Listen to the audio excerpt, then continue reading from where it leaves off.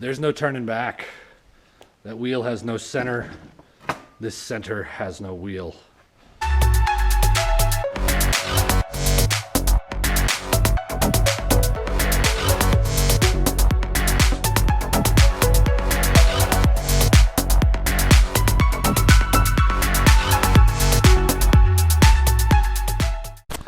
Hey guys, welcome back to the channel.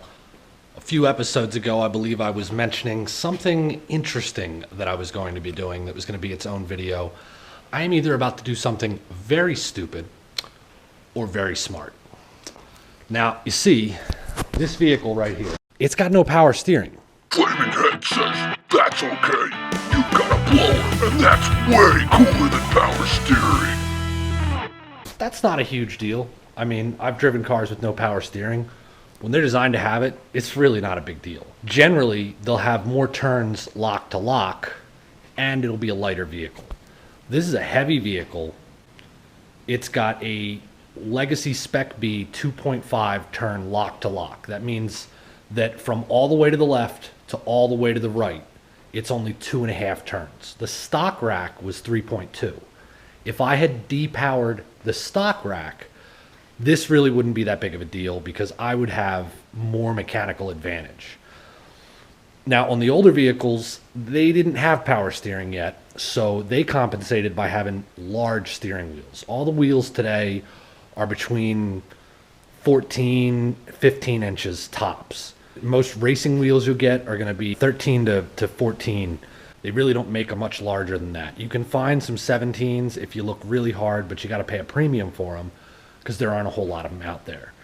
I'm all about a budget on this because, of course, the budget is blown to hell after building the engine on this. So for $20 on Facebook Marketplace, I got this ridiculous steering wheel. It is 18 inches compared to 14 and a half. It looks like a huge difference when they're next to each other like this. But when you actually put them together, it's really only like 2 inches everywhere. But that's going to give me all the mechanical advantage I need. So instead of having power steering or power assisted steering, I'm going to have leverage steering.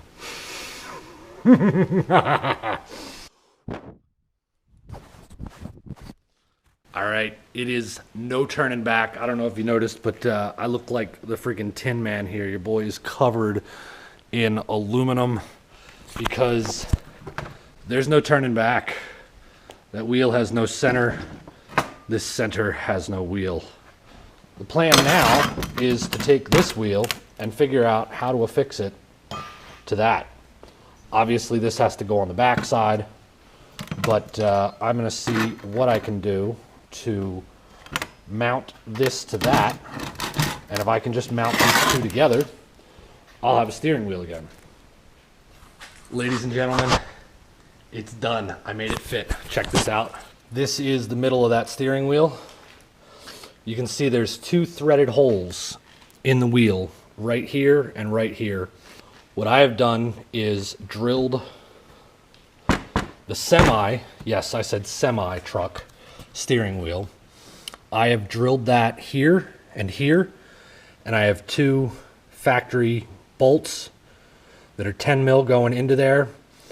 And this is, I mean, other than I want to get a longer bolt for that one, does not come out far enough. I don't trust that many threads for my steering wheel. So I'm going to go grab another longer bolt out of the bin. Out of the bin! We're going to Loctite both of these. In order to remove the steering wheel on this from now on, instead of removing an airbag and everything, I'll remove these two screws. The wheel will come off of the hub, and then I'll be able to get to the nut inside the hub there. This will be down in between the hub and the wheel. I made sure that there was enough room in here that when the nut was down in there, that it didn't hold the hub from the wheel. There is enough space in there. This is going to be a gigantic steering wheel. All this stuff here, I need to make sure that this is going to clear the steering wheel. I may have to open this up a little bit. I am going to be able to retain the clock spring, so I will have my turn signals go off and on automatically. I am going to lose cruise control because that little knob on the bottom for cruise control won't be there anymore. And I also will lose the horn for now, but I'm going to put the horn on a toggle switch.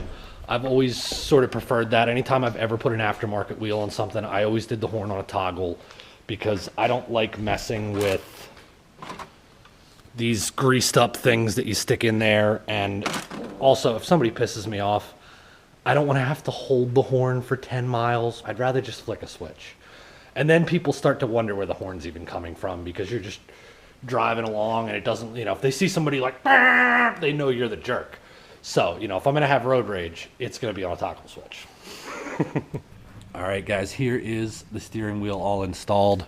I've got a piece of foam over this to cover up all of that there. Just cut out a circular piece. Eventually, I'll get something big and padded here like a bumper car would have on it. But for right now, that makes it look acceptable. I know it's not the safest thing. Also had to move the gauges back a little bit. They used to be mounted up about 2 inches higher, and I had to move it so that I didn't bust my knuckles on the gauges all the time. I do plan on getting a shifter extension for this because I feel like it's a little silly to have the wheel all the way up here and the shifter all the way down there. I'm not exactly speed shifting this thing anyway. It's more about just having the torque and the grunt and the noise and the fun.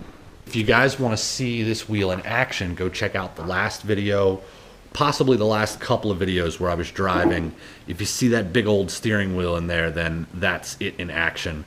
The footage is a little bit out of order because I didn't want to break up all of the work I was doing with belts and trying to isolate leaks and everything. I wanted to, stick to the engine and the power and then show you guys something silly like this giant steering wheel that does actually make quite a bit of difference.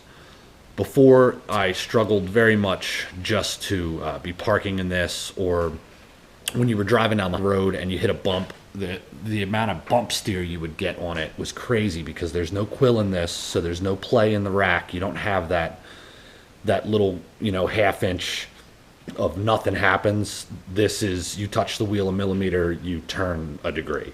All of that combined, it was really hard to drive it.